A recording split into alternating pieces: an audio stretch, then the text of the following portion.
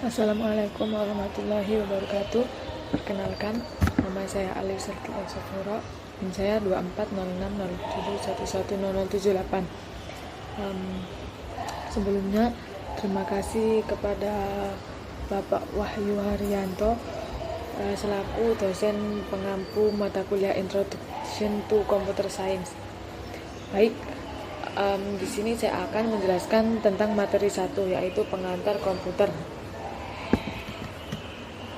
Di sini saya mengambil materi yang pertama, pengertian komputer. Yang kedua, tipe komputer. Yang ketiga, tahapan komputer. Yang keempat, komponen atau unit komputer. Yang kelima, sistem informasi. Yang keenam, perangkat input. Yang ketujuh, perangkat output. Dan yang kedelapan, penyimpanan jaringan komputer. Yang pertama, apa itu komputer? Komputer berasal dari kata dalam bahasa Yunani yaitu komputare yang memiliki arti menghitung. Komputer merupakan perangkat elektronik yang mampu memproses data, melakukan perhitungan, serta menjalankan program-program yang telah ditentukan. Bidang ini juga mencakup pemahaman tentang algoritma, struktur data, komputasi, dan metode untuk menyelesaikan masalah penggunaan komputer. Nah, ada fungsi komputer. Fungsi komputer adalah pengelolaan data informasi dan untuk memproses, penyimpanan, mengelola, dan menganalisis data dan informasi secara efisien. Tipe-tipe komputer. Di sini ada 6. Yang pertama, PC, personal komputer. Yang kedua, komputer server. Yang ketiga, komputer laptop. Yang keempat, superkomputer. Yang kelima, tablet komputer. Yang keenam, mini komputer. Sekarang materi yang ketiga, yaitu tahapan komputer.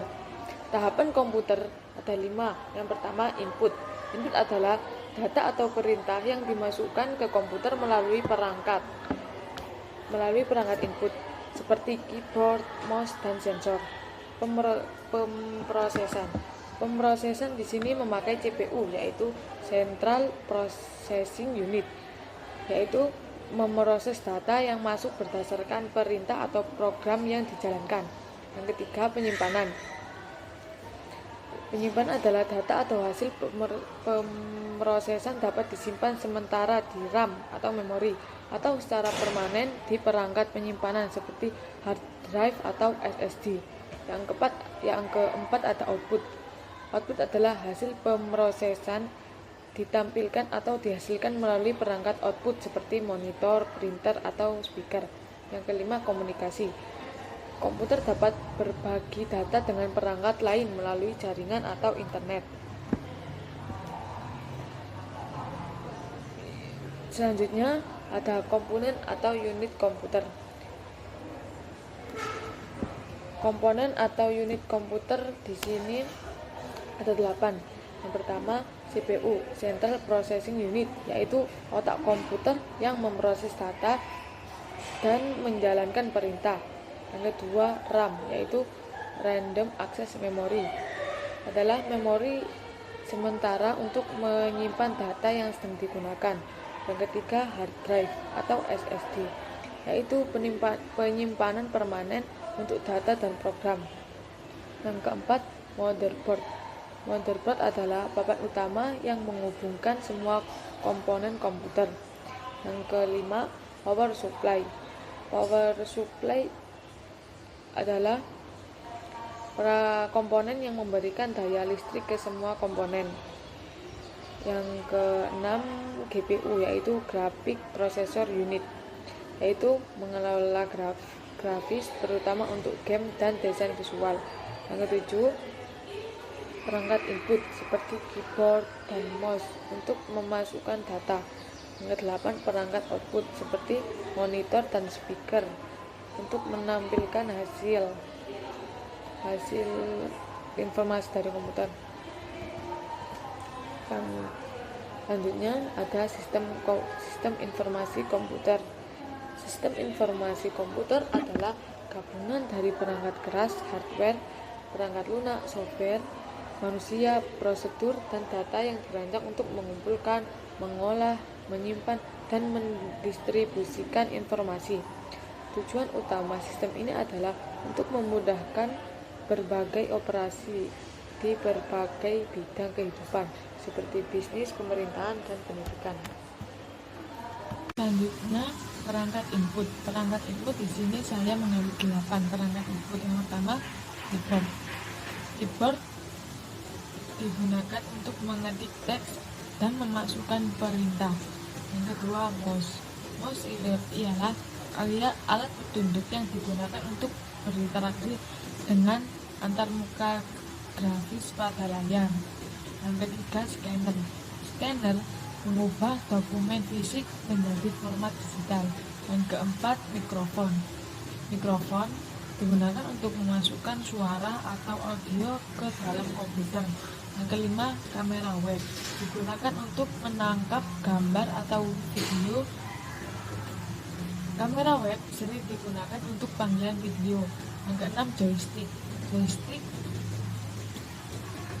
digunakan terutama dalam permainan untuk mengontrol pergerakan. Nomor 7, touchscreen, yaitu layar sentuh yang memungkinkan pengguna berinteraksi langsung dengan tampilan. Stylus. Stylus ialah alat tulis yang digunakan pada layar sentuh. Stylus yaitu alat tulis yang digunakan pada layar sentuh untuk menggambarkan atau menulis. Selanjutnya, perangkat output. Perangkat output ada 7. Yang pertama, monitor. Monitor gunaannya untuk menampilkan gambar, teks, dan video dari komputer dalam bentuk visual. Yang kedua, printer. Printer menghasilkan salinan fisik dari dokumen dan gambar di kertas. Speaker. Speaker mengeluarkan suara atau audio dari komputer. Yang keempat, proyektor. Menampilkan tampilan dari komputer ke permukaan lebih besar seperti layar proyeksi. Headphone. Headphone ialah alat untuk mendengar audio secara pribadi seperti headset gitu. Plotter. Plotter digunakan untuk mencetak grafis dan gambar besar dengan akurasi tinggi. Yang ketujuh, braille display, yaitu perangkat untuk menampilkan informasi dalam format braille bagi penyandang tunanetra. Perangkat output ini memungkinkan pengguna untuk menerima informasi dari komputer dalam berbagai format, baik visual maupun audio. Selanjutnya ada penyimpanan jaringan komputer. Penyimpanan jaringan komputer adalah sistem yang memungkinkan penyimpanan akses dan berbagai data melalui jaringan. Berikut ada jenis-jenis penyimpanan jaringan. Yang pertama, network attached storage, atau biasanya disebut juga dengan NAS, yaitu perangkat penyimpanan yang terhubung ke jaringan untuk mengakses data oleh berbagai perangkat. Kedua, storage area network atau SAN, yaitu jaringan khusus yang menghubungkan server dan perangkat penyimpanan untuk akses yang cepat. Yang ketiga, cold storage, yaitu layanan penyimpanan yang di-hosting di internet seperti Google Drive dan Dropbox.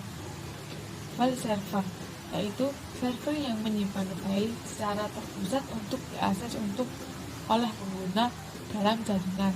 Yang kelima, object storage, yaitu metode penyimpanan yang mengolah data sebagai objek, ideal untuk data yang tidak terukur. Jadi object storage itu cocok untuk data yang tidak struktur. Baik, terima kasih. Mohon maaf apabila ada kesalahan kata maupun kalimat. Saya akhiri. Wassalamualaikum warahmatullahi wabarakatuh.